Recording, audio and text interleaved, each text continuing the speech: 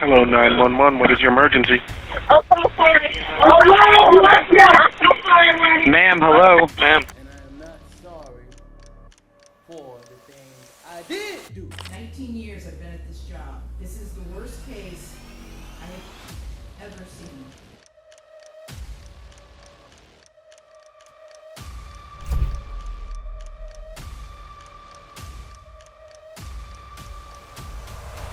This is the chilling account of Ronnie O'Neal III, a man who brought chaos to a quiet neighborhood. Ronnie's life had always been difficult from the start. From failed military aspirations to jobs as a casino employee and truck driver, Ronnie's journey was anything but smooth. His criminal record showed how carelessly he was living when he was in such a desperate situation. Finally, in 2009, he'd see the calm before the storm. His life changed when he met Kenyatta Baron. Together, they would start a family. But when they had their second child, things got even tougher. You see, their daughter named Renivia was born with autism. She had a healthy brother, Ronnie O'Neal IV. Despite their challenges, Kiki ensured Renivia felt like a princess, decorating her room as her palace. Soon, Ronnie and Kiki's journey together was about to end. In 2012, they eventually broke up. Ronnie hit rock bottom and couldn't get out of the nightmare he was in. Then he found Islam and became too obsessed, pressuring his family to convert like him, which they refused, making Ronnie feel lonelier, more desperate, and angrier. But when things couldn't get worse with his family, Ronnie was caught in a drive-by shooting. He was shot and his heart stopped multiple times during surgery to save him. This should have been the end for him. But sadly, after surviving, he would commit one of the biggest atrocities anyone has ever seen. After the surgery, Ronnie needed a place to stay, but no one was willing to take him in and help during his recovery. Kenyatta, feeling sorry for him, opened her home to Ronnie, completely against her mother's advice. But this kindness would ultimately lead to the whole family's massacre. As night fell on March 18, 2018, something sinister unfolded in Kenyatta's home. A neighbor heard screams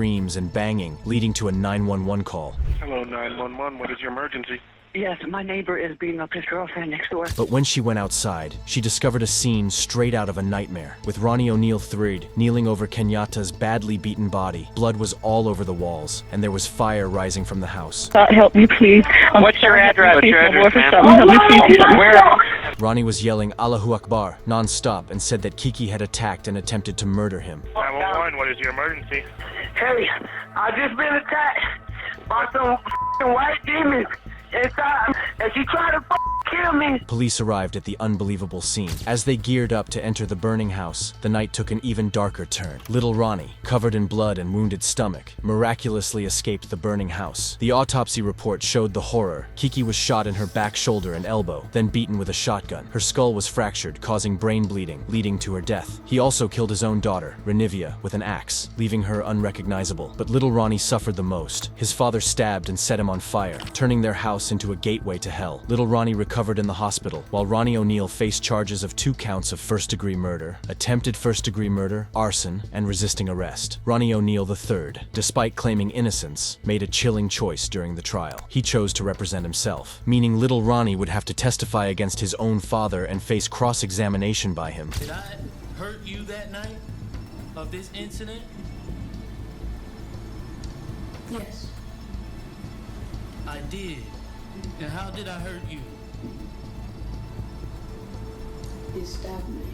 During the trial, Ronnie's defense strategy was made up of government conspiracies to make himself out to be a victim. But Ronnie's constant shouting sent shivers down the spines of everyone who was there. If you think I'm here to play around with y'all, goddamn now. Despite all the evidence against him, Ronnie maintained his innocence until the end. However, he reached a terrifying breaking point that shocked all who heard it. And I am not sorry for the things I did do. The jury found Ronnie O'Neal III guilty of murdering Kenyatta and Renivia and attempting to kill little Ronnie. He received a life sentence. Following his father's sentencing, little Ronnie entered the foster care system. However, a surprising twist occurred when an officer involved in the case decided to adopt him. Now, Ronnie is part of a loving family once more. For more stories like this, hit subscribe.